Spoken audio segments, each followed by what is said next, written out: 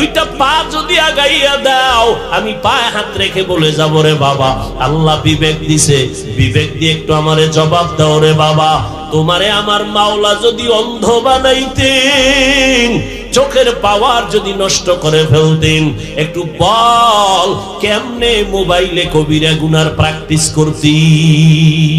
মনে মনে একটু চিন্তা করিস রে বাবা, যেই চক্ষু দিয়া মোবাইলে রাত কাটাইয়া গুনাহ করতেছো, আল্লাহ যদি অন্ধ বানাইতেন কেমনে গুনাহ চোখ দিয়া তাকায়া দেখতি? যেই হাত দিয়া আলেমদের বিরুদ্ধে লিখতেছো, ফেসবুকে বিরোধিতা করতেছো, বড়দের বিরোধিতা করতেছো, খবরদার আল্লাহ যদি হাতটা অবশ করে দেয়, হয় না এরকম?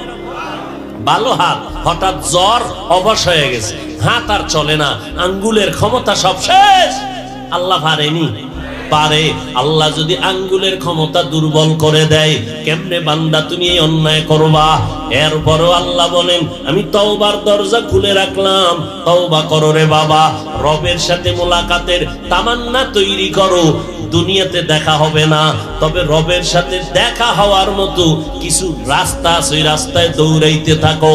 5 বেলার নামাজ ঠিক মতো পড়ো, নবীর তরিকা মতো চলো, নেক আমল করো। তবে সাবধান, শিরিকের গুনার মধ্যে ঢুকবা না। শিরিকের গুনাহ করলে কোনো ইবাদত কবুল হবে না। 5 বেলার নামাজ পড়ো। মনে মনে অনেকে ভাবে হুজুরদের কথা মতো যদি আমরা নবীজির আদর্শ মানি তাহলে বুঝি স্বাধীনতা থাকবে না, মনে হয় স্কুল কলেজে পড়া যাবে না, হুজুর হইয়া যাওয়া লাগবে। না রে বাবা না, ও থানার হাটের মুসলমানেরা, স্কুল ছাড়ার দরকার নাই। কলেজে যারা পড়ো যুবক, কলেজ ছাড়ার দরকার নাই। যারা ব্যবসা করেন, ব্যবসা বন্ধ করার প্রয়োজন নাই, ব্যবসা চালায়া যান, চাকরি করতে থাকেন, স্কুলে পড়তে থাকেন, কলেজে পড়তে থাকেন, চাকরি ব্যবসা চালান। ডাক্তার হবেন নিষেধ নাই, ইঞ্জিনিয়ারিং পড়েন, আলহামদুলিল্লাহ, দোয়া করে গেলাম। এতগুলো মানুষ আমিন বললে কারো না কারো আমিন কবুল হইয়াই যাবে। ও আল্লাহ, আমার ব্যবসায়ী ভাইদেরকে ব্যবসায় বরকত দান করেন। ও আল্লাহ, চাকরিজীবীদের চাকরিতে হালাল ভাবে বরকত দান করেন। ও আল্লাহ, আমার চাকরিজীবী ভাইদের ভিতরে বরকত বাড়ায়া দেন, হালাল ভাবে না হারাম ভাবে?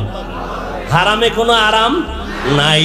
ও দয়ার মালিক, আমার কলিজার যুবক যারা স্কুল কলেজে লেখাপড়া করে ডাক্তার হতে চায়, ও আল্লাহ, ডাক্তার হওয়ার জন্য দোয়া করতে গিয়া আর একটু বাড়াইয়া বলবো, শুধু ডাক্তার হইলে বরকত হবে না, আদর্শ ডাক্তার হতে হবে, আদর্শ ইঞ্জিনিয়ার হতে হবে।